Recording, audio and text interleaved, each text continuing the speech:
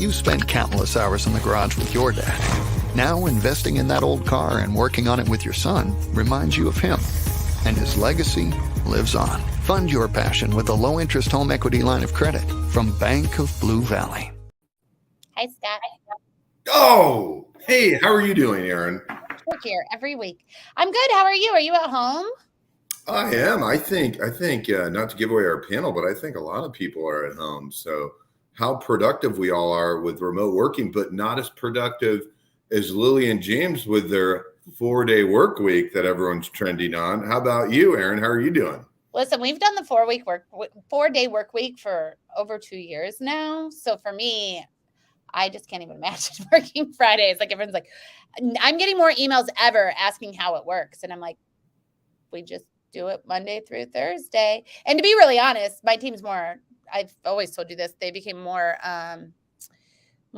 intentional. And so we're more effective than ever. But yeah, it is starting to all of a sudden pick up on all the questions. It's been really surprising.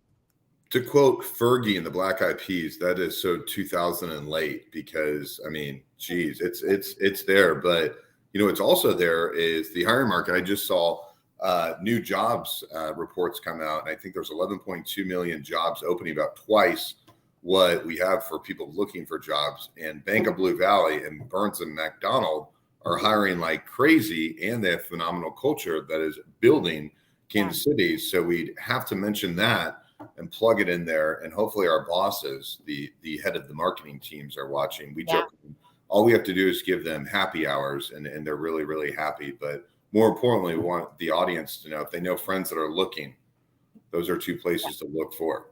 They're great. They're great companies to work for.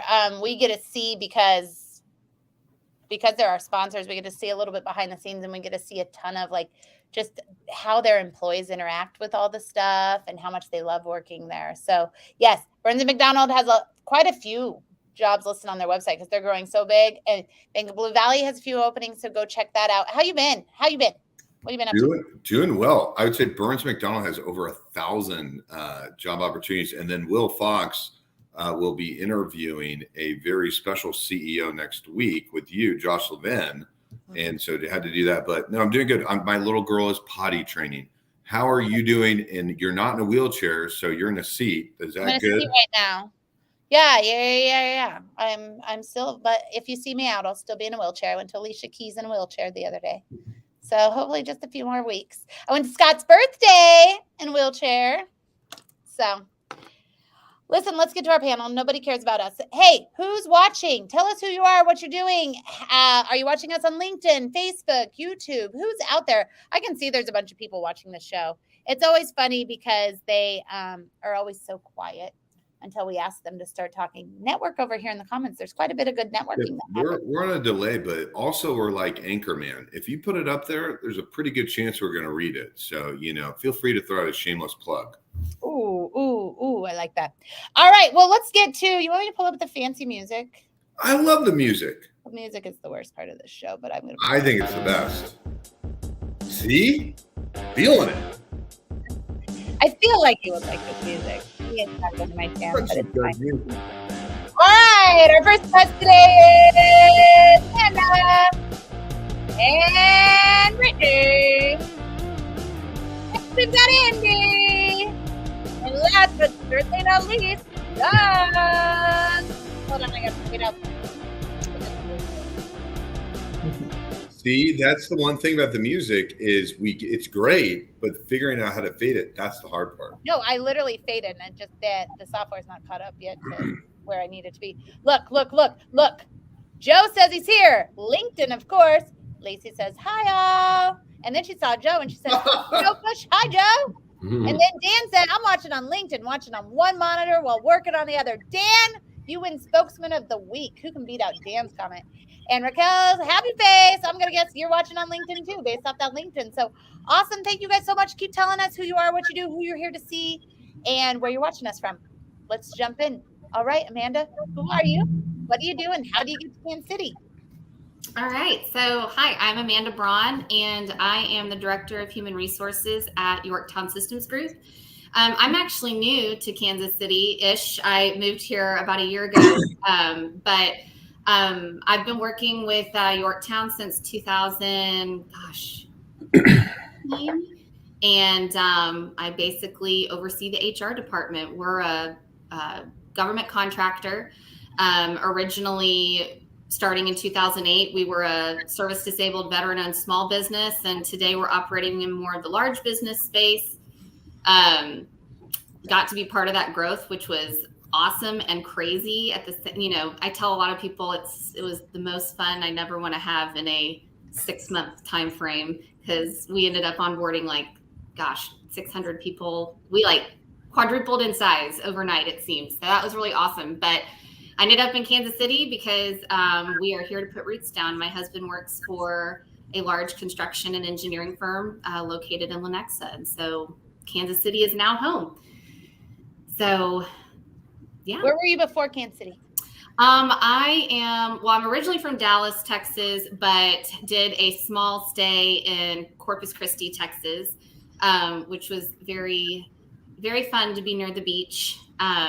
But definitely like a bigger city. So Kansas City has been just awesome to be here. It's definitely more my speed. And I'm also on the board of the Junior League of Kansas City. So I've been spending a lot of the last year just trying to jump in and, get rooted into the community. And so you and Aaron share that of both being Aaron, a former board member, you're a current member. What's one thing that you did not expect from the board that you're really excited about? And then also a follow-up, what is one thing you didn't expect about Kansas City that is so fun?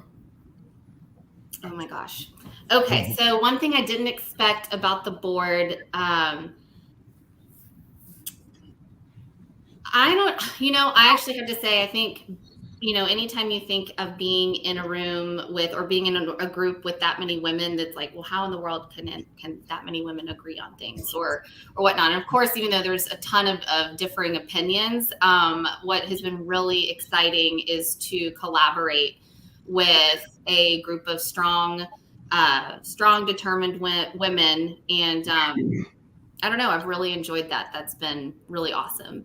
And then one thing that has surprised me about Kansas City, gosh, I really had no idea what Kansas City was going to be like. I had never been here before moving here. So it is a lot bigger than I thought. And I definitely love I love that you can be basically, 20 minutes outside from all of the nightlife, fun, exciting stuff, and it feel completely just suburbia, like families, and you wouldn't expect that just 20 minutes away there's all this fun urban life, city life, nightlife, and that kind of thing. And so I really do enjoy that. And I have a very important question. When you lived in Corpus Christi, did you ever go deep sea fishing? I did not, but my husband Andrew did. He actually caught a shark, among other things. But one of the greatest videos and pictures we have of him is grabbing this hammerhead shark by the hammers and holding it up. And I am not a deep sea fisherman person because I get a little too seasick. Okay. The only time I've ever been to Corpus Christi, we went deep sea fishing, but it was kind of fishing where someone else does all the stuff and you just hold it for the pictures. Yes. I mean, I think there's a lot of that. There's a lot of that. I'd be one of those people for sure. It was a good time. Well, thank you so much for coming on the show. I'm super excited to see what you do at Junior League. That's a big task, and you're in the marketing seat, so I'm watching. No, you've been doing good. I've been watching anyway. Oh, I didn't know who was in charge, but I knew that it was good. I always, once you sit on something, you always watch it going after, and it's been looking really good. So you got another good marketing guy on here today too. Brittany, who are you? What do you do? And how do you get to Kansas City? Hi, I'm Brittany Dwyer. I'm the founder of Disco, timetodisco.com. So our website allows people to easily explore, book, and manage group events and experiences. So we are a scrappy startup, but we launched last year in St. Louis, Missouri, actually. And we went from just launching with 10 experiences to now we have nearly 100 business partner event experiences that you can book on demand. So anything from a group happy hour, private dinners, a creative class, food truck at your house, you can really find it all. So our intention is to be a one-stop shop for groups and really simplify that planning process and make these awesome experiences accessible to everyone. So I think a lot of times planning a group event just feels very overwhelming, especially if it's something that you haven't done before. Not only is it hard to just think of ideas of things to do with your groups, but to really kind of quickly narrow down by your budget, your group size, when you're actually trying to host something is a pretty big task. It takes a ton of time. And so we're automating that process.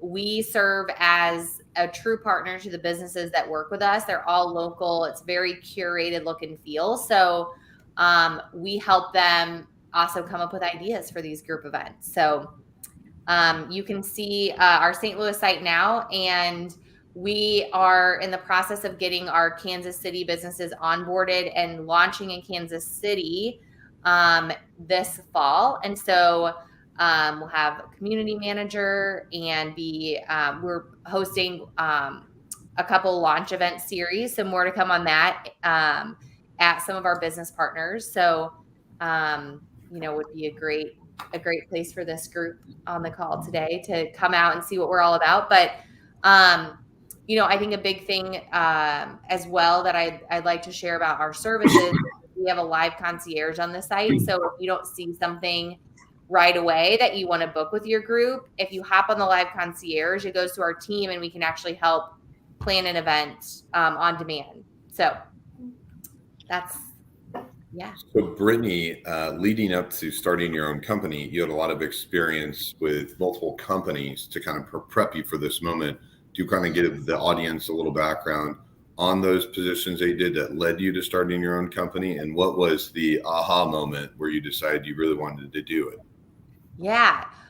So I describe Disco as like a combination of all my passions and experiences. It's kind of the perfect spot where I finally landed. So I've worked at digital agencies and a development startup. And then most recently, for the past 3 years, was working at Baird, which is a larger corporate group. So really got to see kind of all the flavors of managing product development teams with all size groups and all size initiatives. And so most of my focus has been on like marketing automation and building kind of heavy data-driven software tools. And so prior to that, I was an event planner for small businesses, helping them start their sales program. I did a lot of hospitality marketing, coming out of college whenever I was really kind of finding myself in the community, deciding what I wanted to do. And so I have a really big passion for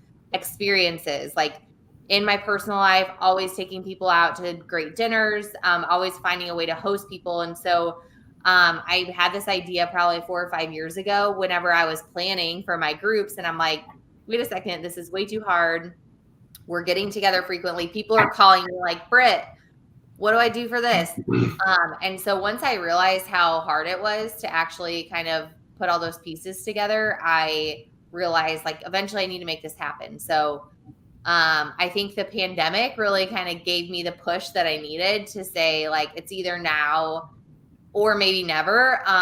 Stop sleeping on this. This is a need. And so I just went for it, quit my job and went all in on Disco. Great name. Thanks. Are you based in Kansas City? Like you personally based in St. Louis or Kansas City? So I'm in St. Louis, but we'll be kind of spending like part-time in St. Louis and Kansas City. My husband's territory is actually in Kansas City as well, and we have family there. And so it was kind of like this the perfect spot for us to grow the business, and it's somewhere that we can actually stay and spend a good amount of time in. So it's kind of our little Midwest pocket here. Nice. Event planning is my least favorite thing to do. So you and most people, but we're making it fun. Our name is like, makes you think, makes you feel like we're ready to party. That's kind of our goal. It makes you feel like, okay, this is fun. This can be a place of discovery and excitement instead of a place of angst. So that's the feedback that we're getting so far. We're saving people a ton of time. And so, for the end consumer, it's free to use. What's the website again? Say it one more time. It's timetodisco.com. Like the number 2 or TO? TO. TIMETO disco.com. Like it. All right. Well, thank you for coming on. Thank you. All right. Andy, look, we got so many marketing people on here today. I am at the office today. Yeah. You are. So for the record, you got a cool office though. Who are you? What do you that's do? not that cool. And how do you get I'm Andy Tretiak. I'm sorry. I'm Andy Tretiak. I'm the Chief Marketing Officer at Airshare. We're a private aviation company headquartered in Lenexa, Kansas, but with bases all over the central Midwest.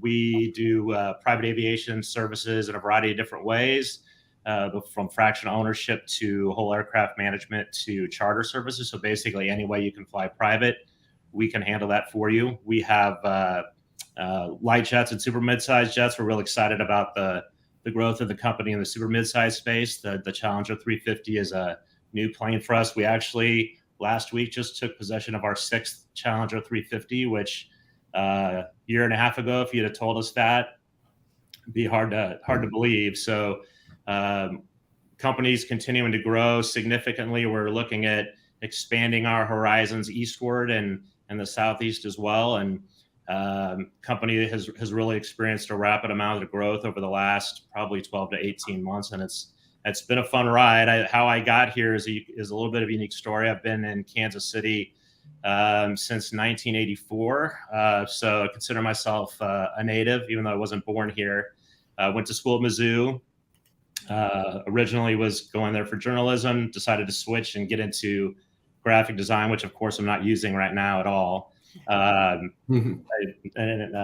can appreciate this, but I have the ability to think creatively, but when it comes to coming out of my hands, it doesn't always look as great as I like it to be. So I determined pretty early I was pretty average, but loved to think creatively. So got into advertising and really kind of migrated to account management. Worked for a couple agencies here in town, spin-off sports marketing agency, which was really where my interest was getting into sports in some fashion, which led me to then leave the agency that had bought our sports marketing agency and went to go work for what was then the Kansas City Wizards, and got the chance to actually lead the rebrand from Kansas City Wizards to Sporting Kansas City, and was there for about 6 seasons, was the chief marketing officer for the team, but then also we had spun off a tech company called Fan 360 and was doing both roles for a while. And after doing that, decided to do something on my own for about a year or so and started consulting with what was then Executive Airshare. One thing led to another and was offered the opportunity to come to Airshare and be the CMO full time, and thought the company had a ton of potential and was excited about the new leadership that we had on board. And here I am. Paid off. Andy, everyone could ask you questions about your organization. Yeah. Likely one of the coolest organizations Kansas City has. Very lucky to have it. But I'm going to ask a marketing question with so many people with the marketing brain here is, I feel like a rebrand, no one ever likes the rebrand. If you have the boring guy like me, I hear something different, I'm like, oh, no, I don't like that. And the other day, my wife was asking about a rebrand of an accounting firm. What was it? BKD did a rebrand, and they did get a lot of pushback. They got a lot of pushback on it. But my point is you did a really pioneering thing with Sporting Kansas City. How should the audience think of rebrands? I mean, it's in the best interest of the company, but the layman person like myself may just not know that. So how does that go down when you're doing the rebrand? Yeah. So honestly, we put a lot of thought into it. You think about what's the name, and that's just the front door, so to speak. What we really were focused in on, what was the DNA of the brand going to be? So we had an idea around what we wanted the club atmosphere to be like, how it was going to be different, frankly, than what the perception of the Wizards was. But how were our fans, the team, our ownership, anybody associated with the club, how are they going to interact with the brand? What was that brand going to represent to them? And so we put a lot of time and effort into what we call the architecture. What's the identity, the personality, the brand promise of it? And at first blush, everybody sees the name and hears the name, and a quick funny story so everybody remembers. Oh, hopefully everybody will remember Jack Harry was a sportscaster here in town. We took the time to go and meet with every local media entity and explain the name before we announced it and the ethos behind it and all the details. And he said, "Oh, it's great. This is going to be so cool. It's going to be so changing for Kansas City when it comes to their perception of soccer." And the night that we announced it, he does his newscast, and above his shoulder is got the new logo, and underneath it says "Say what," and just absolutely trashed us for 5 minutes. And so really, I guess the moral of the story is to be steadfast in what you believe in terms of the backbone, the real spine of the brand. The name and the colors and the jerseys and the aesthetical part of it will come later, and you'd be surprised once people understand why you've done it and what's behind it. The name isn't as important anymore. It doesn't cause as many issues as maybe it did originally when it was announced. Well, what's interesting about that is I very much remember when because I was very good friends with Nick Garcia, who was kind of face of the team then, right? His wife and I were very good friends back then. And what was interesting is that's exactly the same time that social really took off. That's when Facebook, in that same period where Facebook let not just college kids join, right? Twitter was taking off. And so your example is the news, but now if you were to rebrand, you have to be steadfast because that comes 10 times actually. Oh yeah. Anymore. We would have gotten crushed even worse. Yeah, it's so interesting how quickly, I mean, it shows our age, but it's very, very much quicker. So that steadfast is even better information now. Okay, but you guys have did you help kind of go, you mentioned, and I didn't even know this, you mentioned this in your little intro. It used to be called Executive Airshare, and then you guys rebranded to just Airshare. Was there much around that, or was it just kind of a quiet rebrand? It wasn't a quiet one. We had 2 separate businesses with under one roof when I got here. And one was focused on the fractional side. One was focused on charter and full aircraft management. And what I mean by that is if you own a plane, you need someone to manage it, which involves hangaring it and crewing it and scheduling it and doing all the maintenance. And so not only were they 2 separate entities, they really didn't even interact with each other, meaning they didn't even refer customers to each other. So we felt like that was something that really had to change in terms of it being under one umbrella, one entity, if we were going to continue to grow the brand the way that we envisioned it growing.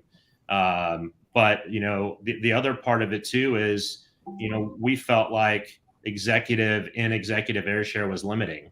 There are a lot of different people that can utilize our services that aren't necessarily executives of companies, especially what we've seen over the last couple of years over the pandemic. Our leisure business has grown considerably.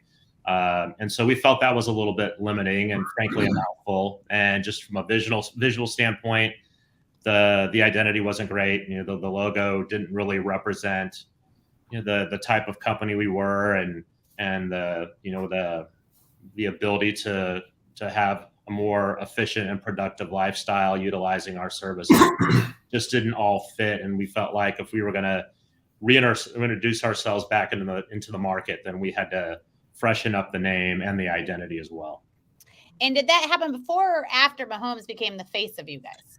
So we'll take a little credit for that. So I rolled the dice. It was kind of around the same time.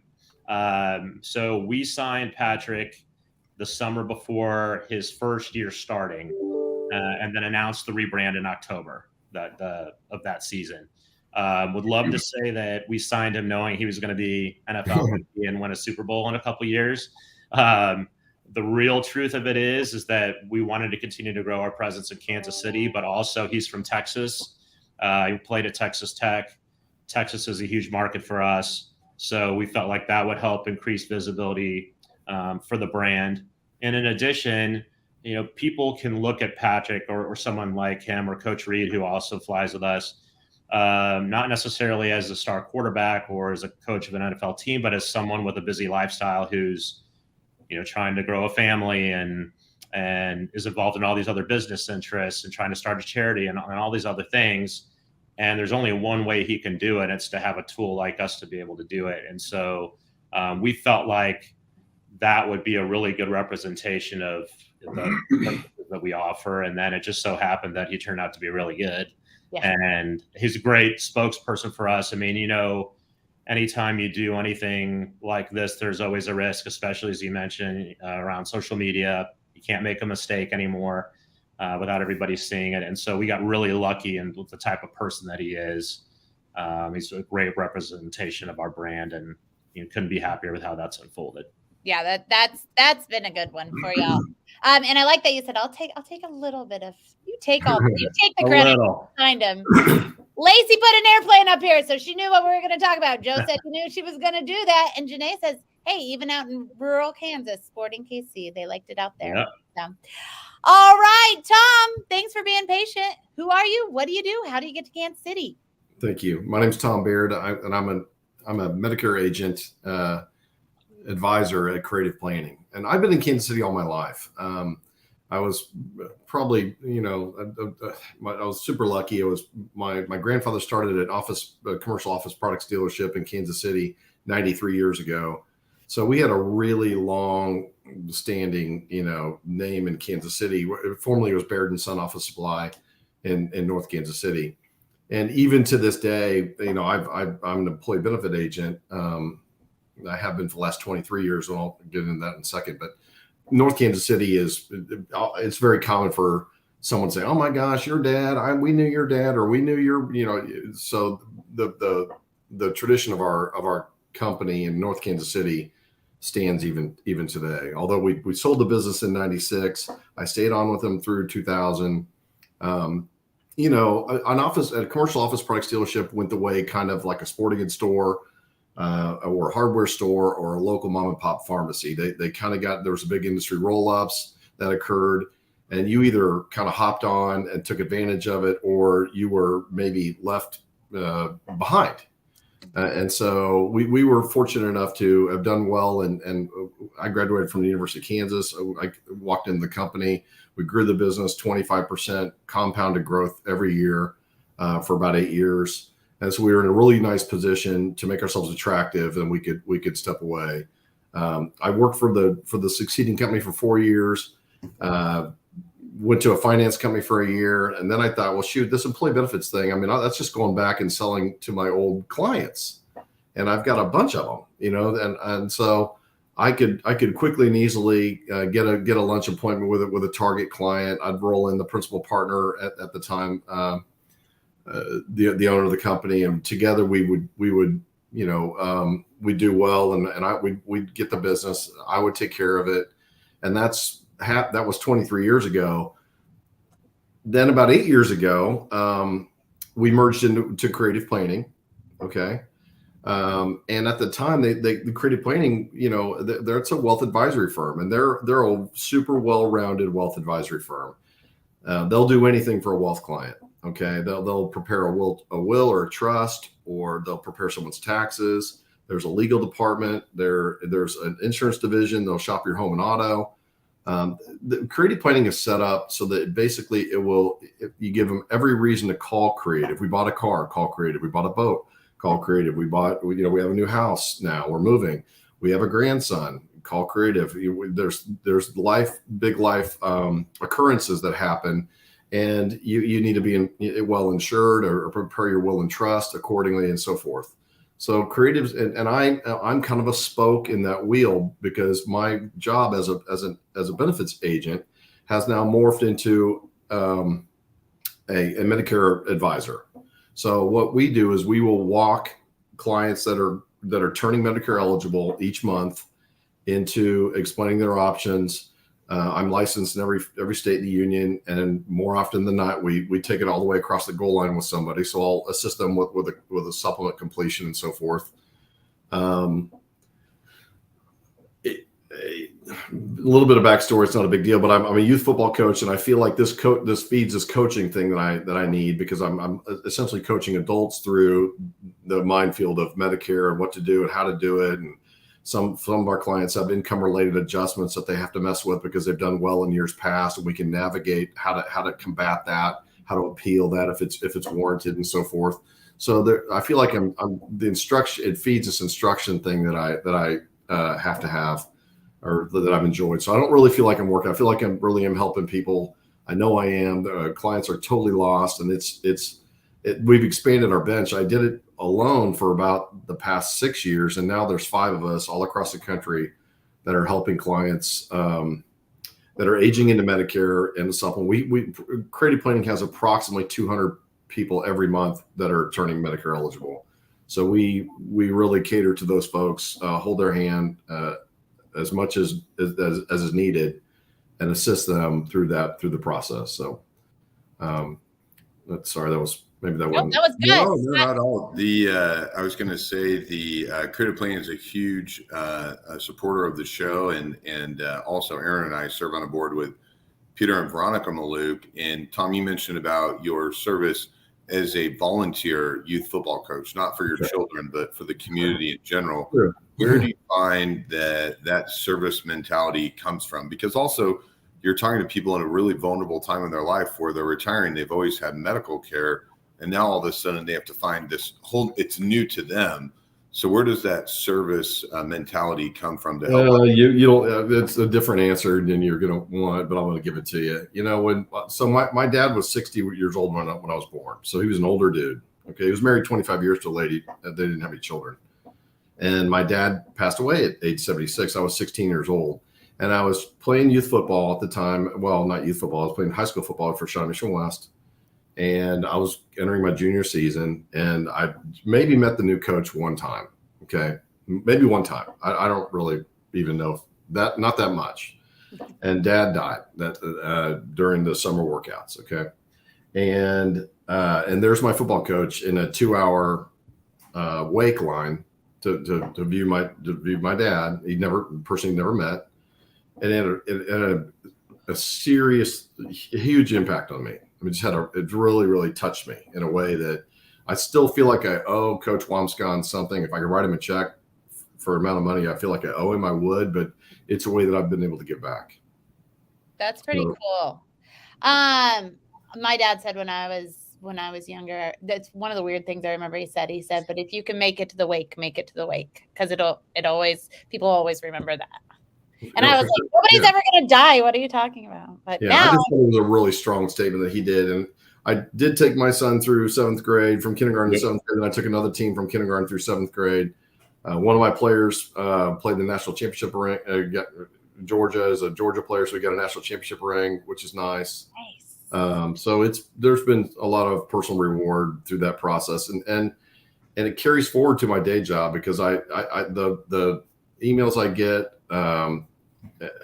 Some people will they'll send me gifts. They're super nice clients that we have, but they're genuinely so appreciative of the time, effort, and energy that I put into our session, because they're patently lost. There's a void of information out there. They get victimized by cold callers. And sometimes the cold callers will try to push other products like annuities and things that are inconsistent with whatever our investment strategy may be at Creative Planning. So Creative was like, well, let's just get in front of this and help people out on the front end. It's been a huge, huge added value for our team. Nice. Well, and I bet I love that building too. So like when you get to go there, that building's so great. I'm working from home. I think that you should get with Tom ahead of time so you can know who to sign for the next spaces, right? For the NFL. So it sounds like we've got some play on that. So, all right, let's do our Burns McDonnell. First, I want to pull up these. Isaac says, "Good afternoon, friends. Watching from LinkedIn. Gosh dang, Scott is handsome." And Lacey said, "That is the stuff. Thanks for sharing, Tom. We got great people watching today." Okay, it's time to do my favorite part, the Burns and McDonnell video of the day, or question of the day, question of the day. All right, the minute that this video is done, Amanda, we're going to have you answer, okay? And we'll just go back around. Great.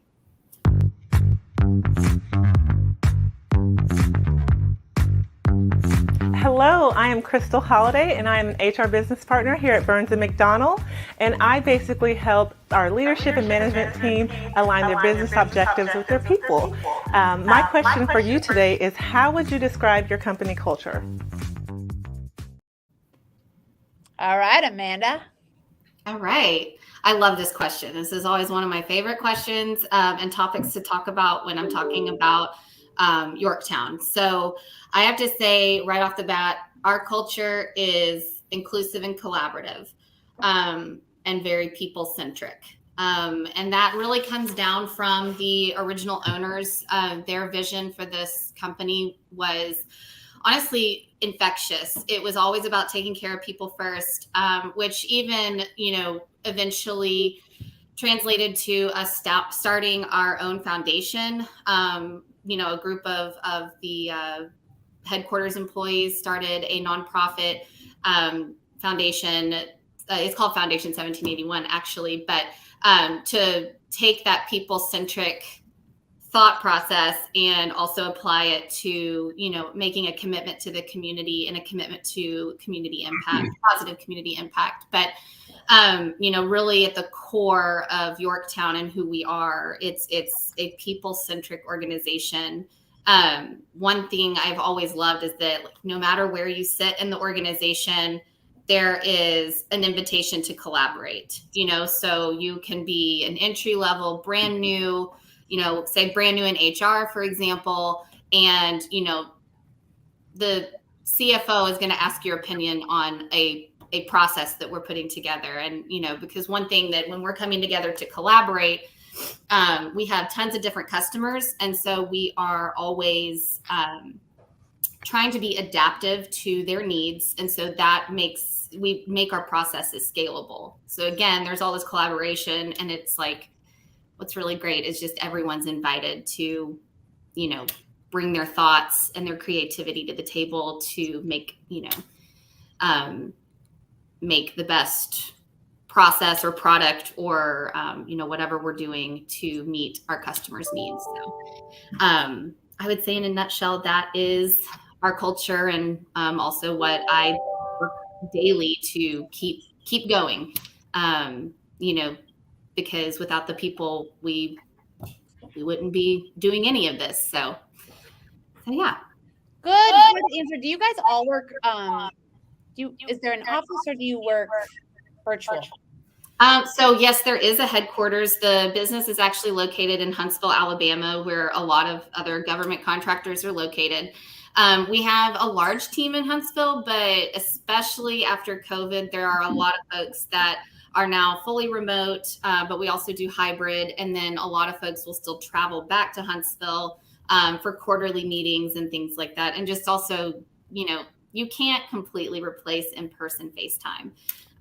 So that is something that's really important to us, getting the team back together on a consistent basis.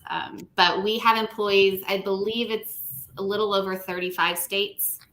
Oh, wow. So kind of all over. We're talking a lot about collaboration in a virtual setting. So I was going to get into that a little bit more, but we won't. We'll run out of time if we both start saying our opinions on that. I will say one thing, and then Aaron's asked that question. I would add the audience reach out to Amanda, just being in HR, this culture question, very big softball oriented, but I know you could go on a lot more, but you're an expert. So just go ahead, Aaron. Just want to throw it out to the audience. Yeah, no, she kept talking about collaboration, and there's so much conversation around how do you collaborate virtually. So yeah, reach out to Amanda and understand that. All right, Brittany, I know you're on the front end of your business, but that's the best time, I think, to establish that company culture. So if you want to take that question. Yeah, I mean, I would say, the biggest thing to highlight with where we are in our journey is, I always say, be curious, and that we're a test and learn environment. And so I think that everything is important, like every sentence that we hear, everything that we come across, like little bit of information, because we are at the point in time where we can react to feedback extremely quickly, and that's our goal. And so I think it's really important for anyone on our team that gets involved with Disco to understand that we need to ask those follow-up questions, be curious, understand our customers on both the business side and the consumer side, and to not lose sight of we're trying to solve very specific problems. And so if we, keep our thoughts within ourselves and just kind of solve for what we think is the right answer, then we're not going to achieve our goals. So I think that having that test and learn environment and making sure that everyone feels comfortable bringing ideas to the table and knowing that they're not going to say things that we won't react to. So, yeah, I always tell my business partners too, hey, if it's within reason and it's something that you think is extremely impactful to the product, there's a chance that we'll build it. There's a chance that you'll eventually see that with our product. And that really goes a long way with them too. Awesome. Good answer. All right, Andy, your company culture looks online like it's phenomenal. So thank you. Really, and how do you guys do that? Well, I mean, and that's a big part of what we do. So I would, not to steal a line already, but it's open and collaborative. We're with our end goal to act with integrity. But the challenge that we have is the front lines, so to speak, of our business are our pilots. So they're the ones that fly the planes, that interact with our customers daily, that they see their actual faces and have conversations with them. But there's so many other people that make those planes take off and land safely and on time every single day. And so we've introduced this concept of together we all fly. So from the flight control people that schedule the flights, to the owner services people that actually interact with the customers, and even to our accounting people and sales people and marketing people, everybody plays a role in the satisfaction of our customers. And like I said, making sure that those planes take off and land on time. But then also we have the other challenge of so many people in different parts of the country that are part of our company, meaning that we have bases in Fort Worth and Wichita and Buffalo, but then we have over 100 pilots flying all over the country, all over the world on a daily basis. So how do we keep them connected and make them feel like they're a part of what we're doing, when a lot of times we don't get to see them on a regular basis? And so we try to make them feel as part of what we're doing, and frankly, acknowledging their contribution to the success of the company as well. And that's something we try to highlight, on social media and frankly, internally as well. Okay, so 2 questions. One, I think it's the best benefit. What's the best benefit that you guys offer that's out of the box? Okay. And 2, did you see, you brought up the pilots and always making them feel like part of the team. Did you see what happened on the Air France flight the other day? No, but I can only imagine. I mean, every time there's some kind of insane occurrence on a plane, it usually makes the rounds. But I did not see that. The pilots got in a fist fight. No, I did not see that. And somebody had to sit in the cockpit with them to keep them separated until the flight landed during a big commercial flight. But what's the best benefit? The best benefit, so when we fly to different locations to pick people up, we have what's called empty legs. So let's say that you and Scott were flying from Kansas City, you're going to Vegas, and now you want to come home. You guys lost all your money or whatever, and now you're ready to come home. Well, we need to send a plane out from Kansas City or Dallas or Denver, place that we would typically fly into, to go pick you up. Well, if that plane is empty, we can hop a ride on it. So we have a list of empty legs every day, to where you can take advantage of those flights. Now you have to be a little bit spontaneous. but if you have the ability to do so, there's a lot of really fun places you can go on a private plane for free, essentially, when we're going to pick people up. And it's a pretty good perk that people like to take advantage of when they I'm can. just trying to get a part-time job. What's that? I'm just trying to get a part-time job. Yeah, it's worth it. All right, Tom, how about your company culture? I mean, creative planning is known for that. So I speak a little too, because you had company culture to fold into that and with your stuff and with your family's business. So speak a little bit about company culture. There's definitely there's been some change. I mean, with every we had our family company and when we were acquired, and but with each step I've grown personally. I've grown, and my name's not on the building any longer, so you have to adapt and integrate and so forth. But creative planning has core values or core. It's a great place to work. Number one, it's comprised of. I look around and I'm 56, and I'm telling you, I'm one of the oldest ones there. I mean, we have a super young workforce, and it's a demanding environment that they we want to be competent, and we want to, and I think they value speed and availability. If somebody contacts us on a particular day, the expectation is we're going to get back with them that same day, regardless of what time it may be. So there is some expectation of speed and availability, and the other. Gosh, he left me on a cliffhanger. Oh no. I mean, that was the worst place to stop, Tom. He'll come back in a second. Does anyone want to? When you think about, we had a meeting, and Aaron, I don't know if you were in the meeting when Peter spoke to your CEO group, but I think it's something really important for Gen Z and younger millennial, or just the millennial and Gen Z generation, which is speed. And I think creative planning is wonderful at that. And I think we can all adapt to it. And for my organization, we always say, we don't care where you work, when you work. When someone emails you Monday through Friday, 8 to 5, please email them back when you see it within the hour, and try to have an answer within 24 hours, even if the answer is, I don't know. And I think that's just something really, really important. And as Tom pops back on, I know he'll talk more about it, but one thing that I think Andy always mentions, and folks with Airshare always mention, is the customer service of culture. I mean, you don't think of pilots oftentimes as being someone with this service mentality, but I'm sure Andy can tell multiple stories of, if someone's not feeling well, making sure that they go to Walgreens and get Advil and their favorite licorice, just the little things like that. Even though they're spending a large amount of money, it's the little things that matter. Tom, you left us on a cliffhanger. You said, and the other thing.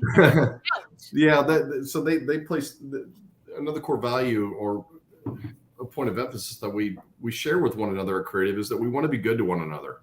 We want to perform at a high level, but somebody may not make the mark here or there, or what life happens, stuff happens, and we want to be supportive of our teammates and one another in a super professional way, and just be that's underscored at Creative, is that to support your fellow employees regardless of what role they serve.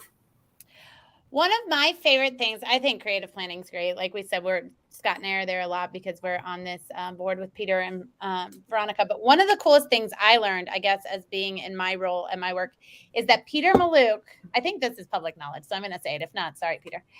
Peter Mallouk actually never rides on the elevator. He always walks up 5 flights of stairs to his office, or uses the stairs at all times, because he never wants to make an employee feel awkward. Right. And so he always takes the stairs. And I always thought that was why he's in such good shape, but also really, really interesting. I never thought of oh, well, if an employee gets on here with me, it could make them feel awkward because it's so unplanned. The elevator's already awkward. Right. I thought that was really cool. I didn't know that. To be honest, I wasn't aware of that, but that doesn't surprise me. I mean, Peter's about as casual and low key as you'll ever meet. I mean, he's the kind of guy that I'm just super everyday guy that is just a great guy. And we have company benefits as well. We hit certain bogeys and they'll take the entire company on a vacation, which, there's a bunch of us. So it's a big deal. That it's a place I'm super proud to say that I work for. Nice. All right, Scott, we got 10 minutes. That means no more than like 2 minutes per person. And you get 2 minutes to ask, but it's good. The icebreaker of the day, your favorite part. Are you ready for this? So Aaron's heard one of them, but we're going to give a second option of maybe one she hasn't heard. Answers. We can answer them quickly. So Amanda, there's 2 questions. One, where was your first date at a chain restaurant? Like, what was the chain restaurant? See, Aaron hates it. Number 2, the one Aaron hasn't heard. Do you have a party trick? So where was the chain restaurant, and do you have a party trick? Is it a card trick? Is it flipping over a glass? Do you have a party trick? So do I get to answer both of them? Yes. Oh, okay. All right. So first date ever at a chain restaurant was at a Taco Bell. Yeah. There was not a second date. And then my party trick, which, I mean, I don't know if you can call it a party trick, but it ends up always being a party trick, is I'm a classical singer. And so Wow. a lot of times there will be a little bit of opera singing as a party trick. Wow. If someone's there that knows that that's what I can do. And so, Party trick. Really good. All right, Brittany, what was the chain and what's the party trick? Let's see. The chain restaurant. I don't remember. I'm gonna have to say Ponderosa because that was like my high school job, and I'm pretty sure I ate a lot of meals there with my high school boyfriend. What was the tagline for Ponderosa? Oh, I don't remember. I don't even remember either. Never mind. Bad question. All right, what was the party trick? My party trick would be I can do a really long walking handstand. Oh. It's not ended well like a couple times, but I can do a long walking handstand. So I'd say that's like my trick. All right, Andy, what's that chain restaurant and the party trick? Outback Steakhouse. Went, splurged, bloomin' onion. The little top sirloin steak, whole 9 yards. I actually got married after Wow. Well, a few years after that. I thought you were going to say bloomin' onion. But that actually was in the mid to late 20s. That was kind of like in the rotation, so we would go there fairly frequently back in the day. Now everyone knows when they're trying to kiss up to you and get your business, they watch the show, they're going to give you an Outback Steakhouse gift card, and you'll That's take right. Yeah, just send a bloomin' onion over, and it's yours, wherever you want to go. What about your party trick? I don't really have a good party trick. I mean, I've got some really dirty jokes, which we'll not share here. But I don't know that I do anything interesting with party tricks. There you go. Well, Tom, what was the chain? I'm not talking about Torions. That's funny. It's so weird you say that because I was going to say I took every one of my first dates to Torion because we're gonna have a blast no matter what because their margaritas are ridiculous. But I would probably what is it? What's an Italian joint around the corner? I don't know. Olive Garden. Yeah, Olive Garden. Probably Olive Garden. Only the best go to Olive Garden. That's a whole other story. Amanda, make sure you get in touch with Tom about this hole in the wall margarita joint. So if you're new to Kansas City, it's not too far from you, but you want to Uber. Every first date I went on, I took them there. So it was all right. Party trick, Tom. Party trick. Okay, so I actually can do a little card trick. I mean, not a big deal. I mean, but So, that would be a party trick. So did you know that, Scott? Did you set this? Oh, good. He'd have a card sitting there. I got a deck of cards right here. I keep them close to my head. I just fidget with them most of the time. But I really have like literally 3 or 4 sleight of hand tricks that I've had for 30 years. Interesting. Scott and I have a friend, Anne Erickson, which probably many of you know, and she came over the other day and there was just a Rubik's Cube randomly sitting here. Yeah. She just did it while she was chatting with us. And we were like, who are you? Wow. Scott, what's your party trick? So you can tell that Tom and I have known each other for a while. And so I went out 7 nights a week in college, and I turned a 3-year degree into a 5-year degree. So I have well over 20. But the one that's most popular that I do is opening a beer can with my teeth and then drinking all of it about 11 times on a weekend night. Just random. I just have 20 party tricks. Yeah, it could be this Thursday. But Aaron, what about yourself? And where was the first date on a chain restaurant? Applebee's. I still love it. I still love Applebee's. I could do the splits, but I think that one's out now. So Yeah, don't want to do it now with with being in a wheelchair. So that's not a good one to do. But I've come up with a new party trick. I'm sure Bank of Blue Valley and Burns and McDonnell is really excited about this, and I think that's why Burns and Mac chose us to work with us. Is we are not your boilerplate LinkedIn live show. We have fun and we get excited and we laugh. But Aaron, hopefully that icebreaker made you laugh because you want to laugh today. Yeah, it's all right. Okay, well, we're working on it, guys. Remember what I said in the pre-show? No food ones, and he promised, and yet we got a food one. So Men are horrible listeners. Oh, look, Tom's back. Hey, Tom. All right. Well, thank you so much. I want to say thank you so much to our panel. So much for coming on. You guys are the very best. Hang on for just a second while we get out of here. Also, thank you to Burns and McDonnell and Bank of Blue Valley for sponsoring. Thank you so much to everybody. We had a great audience today. So thanks so much for chiming in. And we will actually be back here right after the holiday. We're coming back on Tuesday. Josh Levin from Empowered Electric is going to be with us. Will Fox will be co-hosting. So make sure you watch our CEO show always on the first Tuesday of the month. Besides that, have a great Labor Day, and we'll see you next week. Bye now. Thanks, everybody.